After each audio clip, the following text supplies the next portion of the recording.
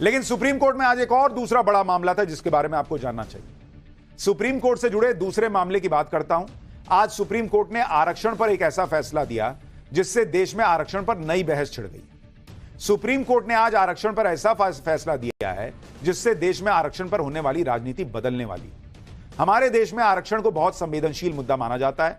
इस मुद्दे पर आज सुप्रीम कोर्ट ने एक बोल्ड फैसला दिया। सुप्रीम कोर्ट के इस फैसले का सार यह है कि उसने राज्य सरकारों को कोटा के अंदर कोटा बनाने का अधिकार दे दिया। राज्य सरकार एससी एसटी के आरक्षण में सब कैटेगरी बना सकती है। इस फैसले के साथ ही सुप्रीम कोर्ट ने अपना पुराना फैसला भी पलट दिया जिसमें सुप्रीम कोर्ट ने यह माना था कि एससी एसटी जातियों का समूह है, इसमें शामिल जातियों के आधार पर और बंटवारा नहीं हो सकता। सुप्रीम कोर्ट के फैसले का आधार यह है कि एससी एसटी में भी आरक्षण का फायदा क्रीमी लेयर को मिल रहा है, जबकि एससी एसटी में शामिल अति पिछड़ी जातियों तक आरक्षण का फायदा पहुंच ही नहीं रहा। यानी अब ओबीसी की तरह एससी एसटी में भी क्रीमी और नॉन क्रीमी लेयर का वर्गीकरण हो सकता है। कई राज्यों में ओबीसी आरक्षण को अति पिछड़ा वर्ग में विभाजित किया गया है ताकि जो ज्यादा पिछड़े हैं उन्हें आरक्षण का लाभ देकर आगे लाया जा सके। आरक्षण पर यह बड़ा फैसला सुप्रीम कोर्ट की संवैधानिक पीठ ने दिया है। इस फैसले में जस्टिस बीआर गवई ने जो टिप्पणियां की वो बड़ी इंपॉर्टेंट हैं। जस्टिस गवई ने सीधे सीधे कहा कि एससी एसटी आरक्षण में से क्रीमी लेयर को जरूर हटा देना चाहिए। क्रीमी लेयर का मतलब वो वर्ग होता है जो आर्थिक और सामाजिक रूप से संपन्न होता है। इसमें वो परिवार आते हैं जिनकी सालाना आय 8 लाख से ज्यादा है, उन्हें क्रीमी लेयर माना जाता है। तो कोर्ट कह रहा है कि भाई जो ऑलरेडी कमा रहा है, बढ़िया कमा रहा है, उसका बेटा बेटी वगैरह वगैरह रिश्तेदार भी जो हैं वो अगर आरक्षण का फायदा ले रहे हैं तो फिर जो पीछे रह गया वो कब आगे आएगा भाई? वो तो लाइन में पीछे ही रह गया। फिर जस्टिस गवई ने जजमेंट में कहा कि राज्यों को ऐसी पॉलिसी बनानी चाहिए जिससे एससी एसटी वर्ग में क्रीमी लेयर की पहचान हो सके ताकि उन्हें आरक्षण के लाभ से अलग किया जा सके। इससे संविधान में लिखी गई असली समानता स्थापित होगी। लेकिन करेगा कौन? ये तो आग में हाथ डालने वाली स्थिति है। जस्टिस गवई ने कहा कि क्या एससी एसटी वर्ग में एक आईएएस आईपीएस के बच्चे की तुलना ग्राम पंचायत जिला परिषद के स्कूल में पढ़ने वाले एससी एसटी परिवार के बच्चे से की जा सकती है क्या? आईएएस आईपीएस के बच्चों को मिलने वाली सुविधाएं बहुत अच्छी होंगी, उसके घर में पढ़ाई का माहौल अलग होगा। एक आम तथ्य यह है कि ग्रामीण इलाकों में सामाजिक भेदभाव बहुत ज्यादा होता है और यह भेदभाव शहरों में कम होता है। जस्टिस गवई ने कहा कि मुझे यह बात कहने में कोई हिचक नहीं है कि अगर एक बच्चा जो सेंट पॉल हाई स्कूल या सेंट स्टीफन कॉलेज में पढ़ता है और एक बच्चा जो गांव में पढ़ता है, अगर दोनों को एक ही ब्रैकेट में रखा जाता है तो यह संविधान में समानता के अधिकार को खत्म करने जैसा है। लेकिन जो लोग आरक्षण का फायदा लेकर ऊपर चले गए वो अपने बच्चों को भी वही फायदा दिला रहे हैं, वो छोड़ने को तैयार नहीं है। आरक्षण पे कोई चर्चा ही करने को तैयार नहीं है। आरक्षण खत्म करने के लिए नहीं कहा जा रहा जिसको जरूरत है उसको तो दो। जो ले लेके आगे बढ़ गया वही लिए जा रहा है, पीछे वाले को आगे ही नहीं आने दे रहा। यहां ध्यान देने वाली बात यह है कि जस्टिस गवई खुद दलित समुदाय से आते हैं और उन्होंने आज इस फैसले में जो बातें कही उसकी बड़ी चर्चा हो रही है। अब आपको इस सुनवाई में शामिल जस्टिस पंकज मित्तल की टिप्पणी के बारे में बताता हूं। उन्होंने भी एक बड़ी अहम बात कही। जस्टिस मित्तल ने तो यहां तक कह दिया कि आरक्षण के पूरे सिस्टम को ही फ्रेश लुक देने की जरूरत है। कई नए तरीकों की जरूरत है जिससे एससी एसटी ओबीसी के अंदर वंचित पिछड़े वर्ग को आगे बढ़ाया जा सके। बहुत वक्त से कोई नया तरीका न लाया गया है न अपनाया गया है। जस्टिस मित्तल ने कहा कि आरक्षण केवल पहली पीढ़ी तक ही सीमित होना चाहिए। पहली पीढ़ी का कोई सदस्य आरक्षण के माध्यम से उच्च स्थिति तक पहुंच गया है तो दूसरी पीढ़ी को आरक्षण का हकदार नहीं होना चाहिए। भाई एक को मिल गया, वो ऊपर गया, उसके बाद सुविधाएं आ गई, वो नीचे फिर बाकी सुविधाएं देगा अपने लोगों को। जो पीछे रह गया उसको अब अगला मौका दो। यही लोग लाइन में आगे खड़े रहेंगे तो पीछे वाला कब आगे आएगा? मेन पर्पस यह है।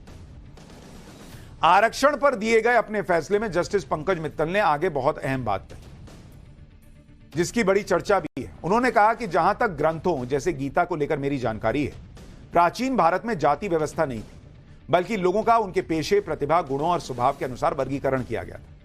प्राचीन भारत में जाति व्यवस्था नहीं थी, वर्ण व्यवस्था को गलत तरीके से समझा गया, जबकि वर्ण व्यवस्था आज की जाति व्यवस्था से अलग है।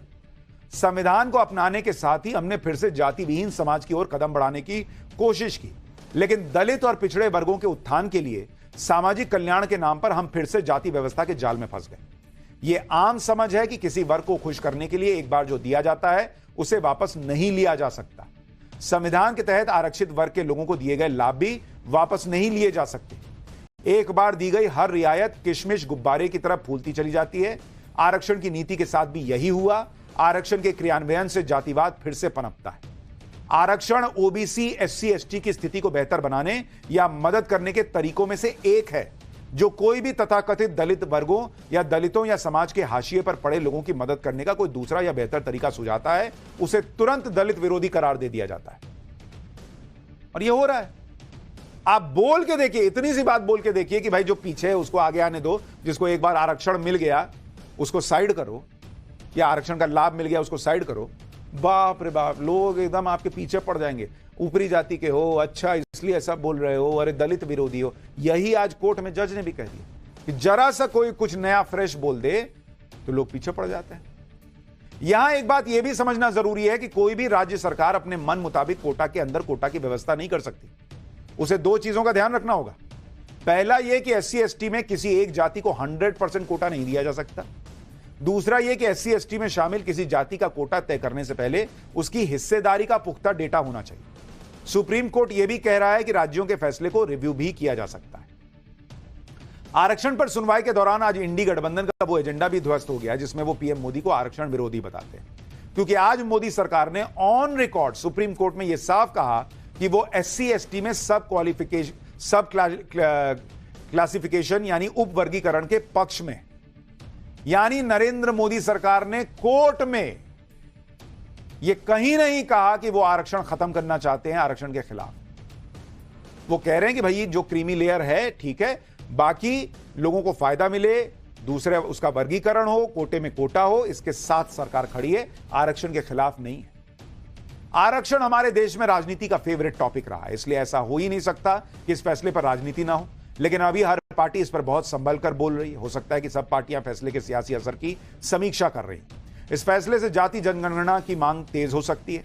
यह तर्क दिया जा सकता है कि कौन सा वर्ग कितना संपन्न है, तो जनगणना से ही पता चलेगा। ऐसा भी हो सकता है कि एससी एसटी में अलग अलग समूह अपनी अपनी हिस्सेदारी की मांग तेज करें। इससे राज्य सरकारों पर प्रेशर बढ़ सकता है। वोट बैंक की पॉलिटिक्स भी तेज हो सकती है। सामाजिक आर्थिक तौर पर इस फैसले को अच्छा फैसला कहा जा सकता है, लेकिन इसके पॉलिटिकल मिसयूज की आशंका से इनकार नहीं किया जा सकता। लेकिन इस फैसले को लागू करने के लिए भी राजनीतिक इच्छा शक्ति लगेगी, जो इस देश में कितने नेताओं के पास है, यह बड़ा सवाल है। हां, कुछ लोगों के पास इच्छा शक्ति की कमी नहीं, और उनमें एक नाम योगी आदित्यनाथ का है।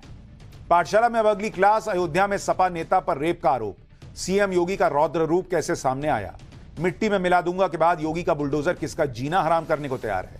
और सीएम योगी ने सुनाई ऐसी कहानी, खटाखट वालों की पॉलिटिक्स कैसे सपाचट हो गई। अब इसका जानिए।